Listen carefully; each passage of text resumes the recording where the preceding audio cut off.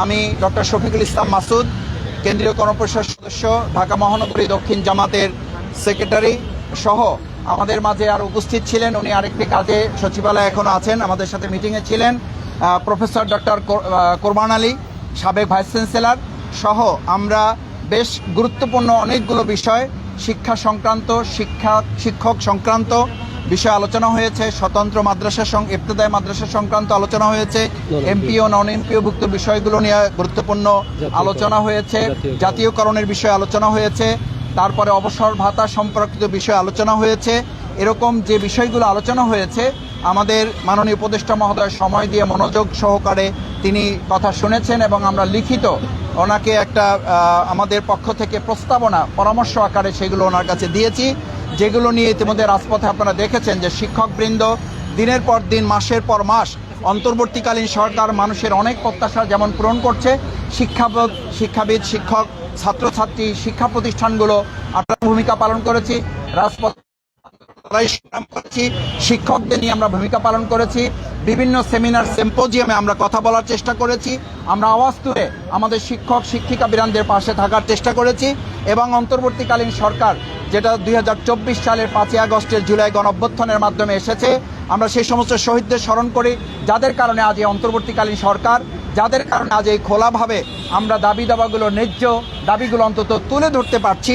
সেই শহীদ, আহত, পঙ্গুত্ব পরিবারগুলোকে স্মরণ করে আপনাদের সামনে আজকে মাননীয় শিক্ষা উপদেষ্টা মহোদয়ের সাথে যে ফলপ্রসূ বৈঠক হয়েছে, অত্যন্ত সৌহার্দ্যপূর্ণ পরিবেশে তিনি মনোযোগ দিয়ে সময় নিয়ে আমাদের কথা যেগুলো শুনেছেন এবং আমরা যে কথাগুলো তার সামনে উপস্থাপন করেছি সে ব্যাপারে সংক্ষিপ্ত ব্রিফ করবেন আজকের এই প্রতিনিধি দলের সম্মানিত নেতা, কেন্দ্রীয় নায়েবে আমির, সাবেক এমপি, কেন্দ্রীয় শিক্ষা বিভাগ বাংলাদেশ জামাত ইসলামীর সম্মানিত সভাপতি, বিশিষ্ট শিক্ষাবিদ, জননেতা অধ্যাপক মুজিবুর রহমান আপনাদের সামনে এখন কথা বলছেন।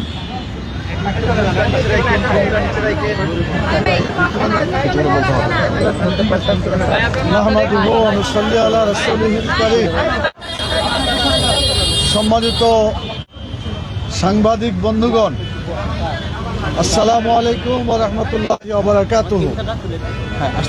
ইতিমধ্যেই আপনারা জানতে পেরেছেন কি কারণে আমরা আজকে এখানে এসেছি।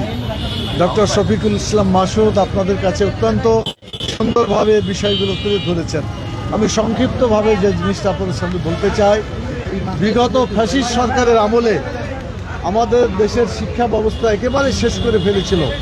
বিশেষ করে অনৈতিক শিক্ষা ব্যবস্থা এবং ইসলাম বিরোধী শিক্ষা ব্যবস্থা তারা যেভাবে গড়ে তুলেছিল, তাতে মানুষের চরিত্র থেকে শুরু করে যুব সমাজের ভবিষ্যৎ একেবারে ধ্বংসের কিনারায় চলে গিয়েছিল। আমরা সেগুলোকে সামনে রেখে আজকে আমাদের সম্মানিত শিক্ষা উপদেষ্টা মহোদয়ের সাথে কথা বলেছি প্রায় ঘণ্টাখানেক। আলহামদুলিল্লাহ অত্যন্ত ফলপ্রসূভাবে এই আলোচনা হয়েছে। আমরা ধন্যবাদ জানাই আমাদের শিক্ষা উপদেষ্টা মহোদয় সহ যারা সেখানে ছিলেন সবাইকে। প্রথম যে কথাটি আমরা বলতে চাই সেটি ছিল, আমাদের দাবি ছিল যে একটা দেশের শিক্ষা ব্যবস্থাটাই হচ্ছে সত্যিকারভাবে সেই জাতিকে গড়ে তোলার একমাত্র মাধ্যম। এজন্য বলা হয় শিক্ষাই জাতির মেরুদণ্ড। কিন্তু শিক্ষা যদি জাতির মেরুদণ্ড হয় তাহলে ওই শিক্ষার মেরুদণ্ড হবে শিক্ষকেরা। অতএব শিক্ষকরা যদি না দাঁড়াইতে পারে শিক্ষা ব্যবস্থা ঠিকমতো কায়েম হতে পারে না, আর জাতিকে গঠনও করতে পারে না। সেজন্য আমাদের প্রথম দাবি ছিল, এবং আমরা বলেছি এটা শুধু আমাদের দাবি না, দল, মত, জাতি, ধর্ম, বর্ণ সকলেরই একই দাবি যে বাংলাদেশের সকল শিক্ষা প্রতিষ্ঠান, সকল শিক্ষার সাথে জড়িত যারা, তাদের চাকরিকে যেমন জাতীয়করণ করতে হবে, প্রতিষ্ঠানগুলোকেও সেভাবে জাতীয়করণ করে আমাদের দেশের শিক্ষা ব্যবস্থাকে সুন্দরভাবে গড়ে তুলতে হবে। এই ব্যাপারে তিনি বলেছেন যে আমরা এর আগেও দাবি শুনেছি, আপনাদের পক্ষ থেকে শুনলাম, এটা আমাদের আলোচনার মধ্যে আছে, আগামীতে আমরা আলোচনা করব। দ্বিতীয় যেটা ছিল সেটা হলো শিক্ষকরা থাকবে ক্লাসরুমে, তারা মাঠে ময়দানে কেন এসে না খেয়ে প্রেস ক্লাবের সামনে অথবা অন্য কোনো জায়গায় তারা এভাবে বিভিন্নভাবে অনশন ধর্মঘট থেকে শুরু করে অনেক কিছু করছে, এটা যাতে করতে না হয়, তাদের সাথে সম্মানজনকভাবে যাতে আলোচনা করে বিষয়গুলোকে ঠিক করা হয়। আমরা নন এমপিও শিক্ষকদের এমপিও যাতে দেওয়া হয় সেই জন্য আমরা দাবি করেছি। বিশেষ করে বিগত 17 বছরে যাদেরকে অধিকার থেকে বঞ্চিত করা হয়েছে দলীয় কারণে, অথবা তাদের দলের সদস্য নয় সেজন্য যাদেরকে বঞ্চিত করা রাখা হয়েছে, সেজন্য আমরা বলছি যে সকল অধিকার বঞ্চিত নন এমপি শিক্ষকদের এমপিওভুক্ত করার জন্য দ্রুত ব্যবস্থা নেওয়ার জন্য তারা এটাকে দেখবেন। এবং অবসর ভাতা বিভিন্ন কারণেই যে সমস্ত শিক্ষক অবসর নিয়েছেন সাথে সাথে পাওয়া উচিত ছিল, আশা করে পরিবার ছেলেমেয়েরা আশা করে অবসরে গেলেই যাতে টাকাটা পেয়ে যায়। প্রায় 50,000 এরকম শিক্ষক আছেন যারা অবসরে গিয়েছেন, এবং স্বতন্ত্র ইবতেদায়ী মাদ্রাসা সেখানেও যাতে তাদেরকে একই এমপিওভুক্ত করতে পারে এবং তাদের অধিকারগুলো পূরণ করতে পারে, সেজন্য আমরা দাবি করেছি।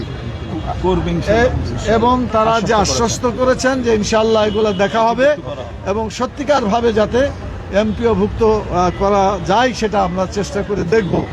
আর সিলেবাসের ব্যাপারে একটা আমরা কথা বলেছি, সিলেবাস যদি ভালো হয়, কারিকুলাম যদি ভালো হয়, তাহলে সেটাই হবে সত্যিকারভাবে একটা জাতির জন্য প্রকৃত মাইল ফলক।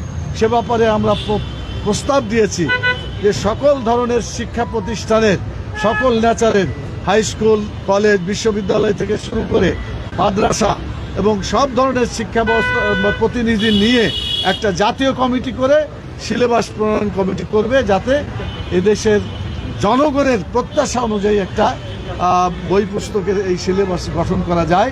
আমরা এই কথাগুলো বলেছি, তারা মন দিয়ে শুনেছেন এবং আগামীতে দেখবেন বলেছেন।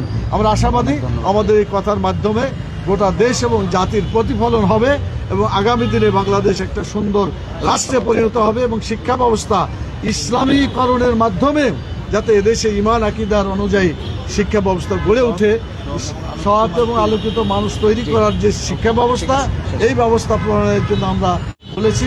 ওনারা দেখবেন বলে কথা দিয়েছেন। আমরা আশাবাদী ইনশাআল্লাহ এগুলোর ব্যাপারে সুবিবেচনা করা হবে। আপনাদের সবাইকে অসংখ্য ধন্যবাদ।